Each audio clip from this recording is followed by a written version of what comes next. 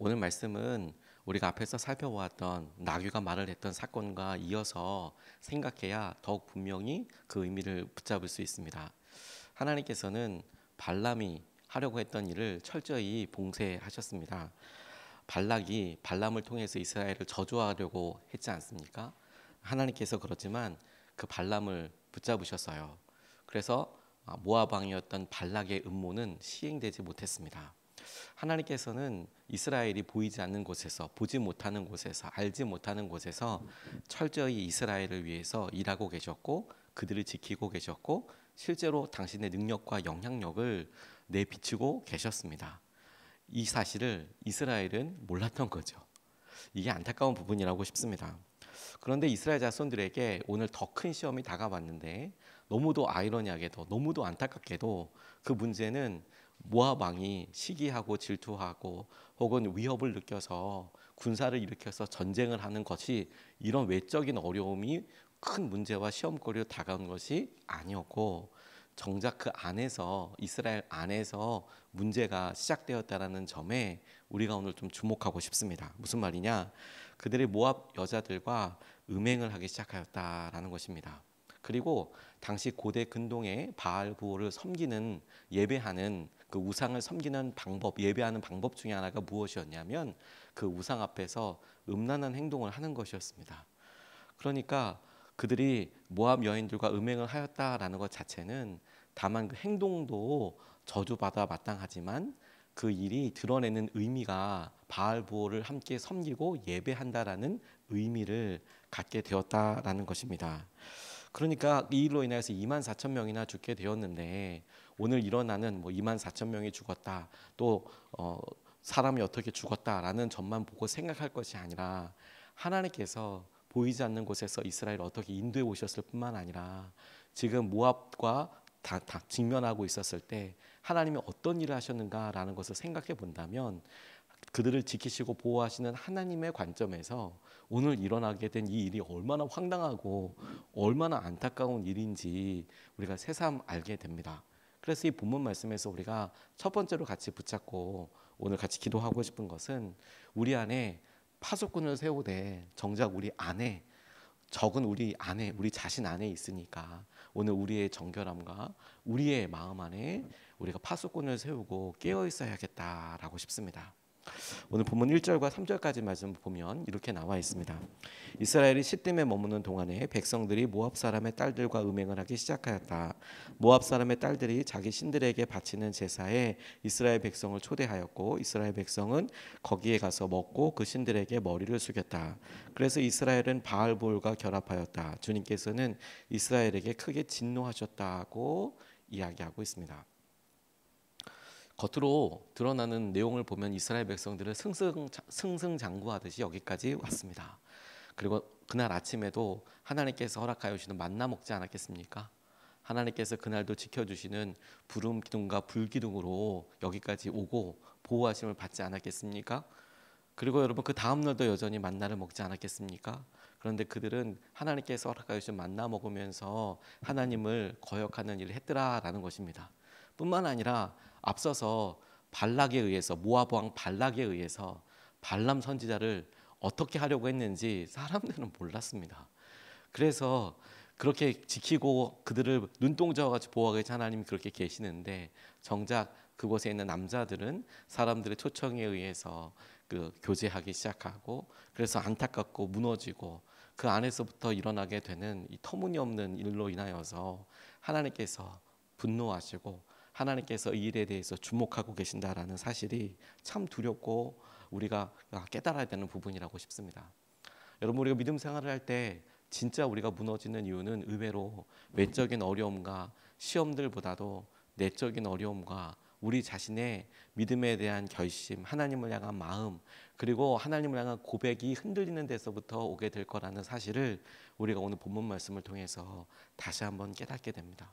정말 여러분 우리를 무너뜨리고 어려운 것은 외적으로 가난하고 힘들고 어렵고 이런 게 아니라 우리 마음의 내적으로 하나님을 향한 고백과 우상숭배와 음란함과 잔인함과 분노와 이런 일들이 우리를 무너뜨려요. 오늘 미디안 광야에서 있었던 이런 일들을 통해서 하나님께서 우리에게 이거를 보여주시고 알게 해준다고 싶어요. 말하기도 참 안타깝고 부끄러운 일이지만 교회 안에서 교회가 외적으로 큰 핍박과 또 여러 어려움을 당할 때는 아이러니하게도 교회는 큰 부흥을 경험했었습니다.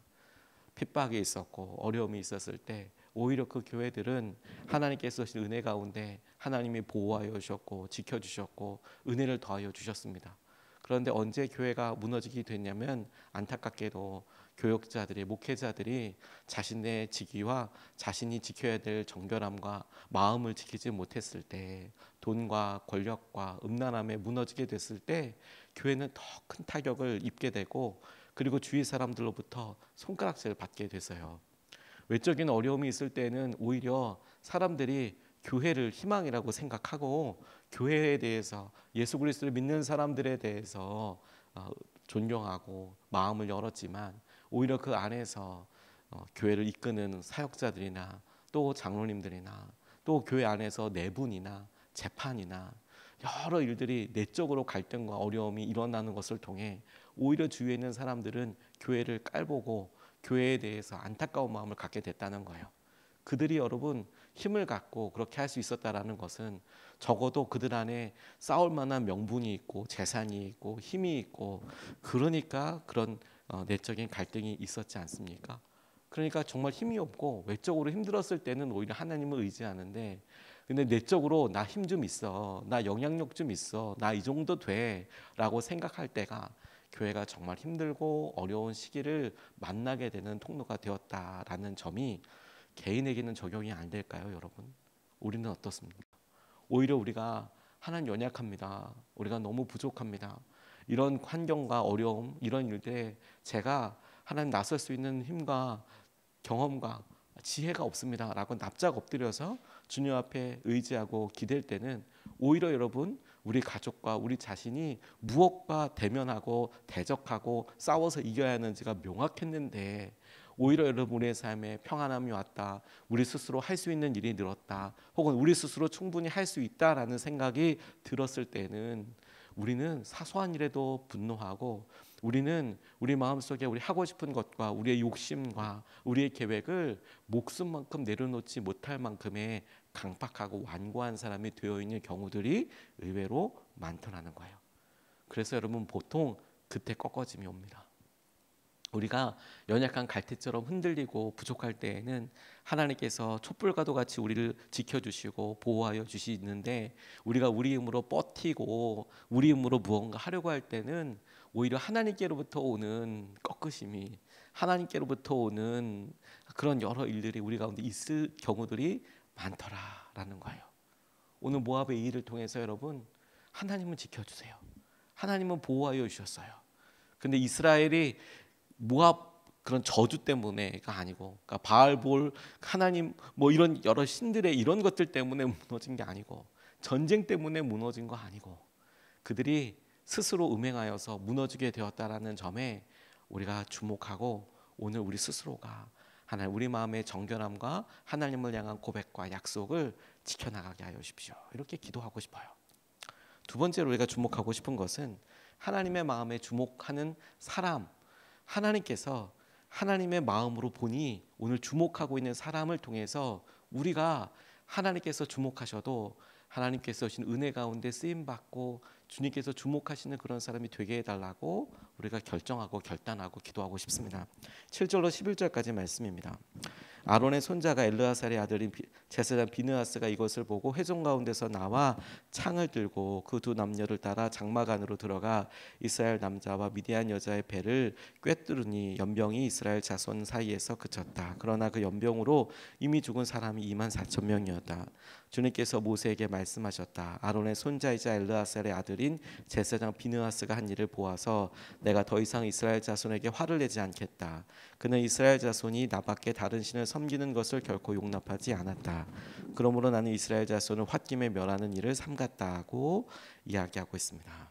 일의 발단이 이스라엘의 지도자들이 서로 모압 사람들과 교제하는 거 아니었습니까? 교제해서 가서 잔치에 참여했는데 그 잔치가 우상 숭배하는 그런 자리였고 많은 사람들이 너무 자연스럽게 넘어갔더라. 그래서 그 우상 숭배하도록 길을 열어준 지도자들은 이미 다 죽었고, 그리고 시작된 연병, 전염병이 시작되어서 많은 사람들이 죽어나가는데도 지도자들이나 여러 남자들 혹은 여러 사람들이 공공연하게 자기들이 이미 하나님의 뜻에서 벗어나 있는 일을 하는 것을 보았다라는 거죠. 그런데 여러분, 여기서 비느하스가 했던 행동에 대해서, 그가 했던 일에 대한 이런 어떻게 보면 극단적으로 보일 만큼의 이 일에 대해서 하나님께서 주목하시는 이유에 대해서 좀 살펴봐야 되겠다고 싶어요. 무슨 말이냐면, 사람들이, 회중들이 보는 앞에서 들어갔다는 거 아닙니까? 그런데 그 일을 보는 많은 사람들이 그 일을 보고 적어도 뭐라고 하지 않았다라는 거예요. 당연하게 여겼거나, 그럴 수도 있다고 여겼거나, 혹은 그 사람이 지위나 그 사람의 어떤 영향력이나 혹은 그 사람을 알고 있었기 때문에 그에게 이야기하지 않았다라고 생각할 수 있겠죠. 그가 뭐 힘이 있어서라기보다도 그 일을 말할 수 있지만 말하지 않는 사람들이 대부분이었다. 그러니 그 회중이 얼마나 많이 있었느냐가 아니라, 하나님께서 이 일에 대해서 분노하시고, 이 일이 지금 연병이 일어나고 사람들이 죽어가고, 하나님께서 이 일에 대해서 어떤 마음을 갖고 계신지에 대해서 이스라엘 사람들이 아는 사람이 혹여 있을 수 있겠어요. 혹여나 알 수 있는 사람이 있을 수도 있겠어요. 그런데 여러분, 회중들이 그 앞에 있지만 그것을 보고 행동하고 결단하고 하나님의 마음을 똑같이 품고 나서는 사람이 없더라라는 점이 중요한 포인트라고 싶어요.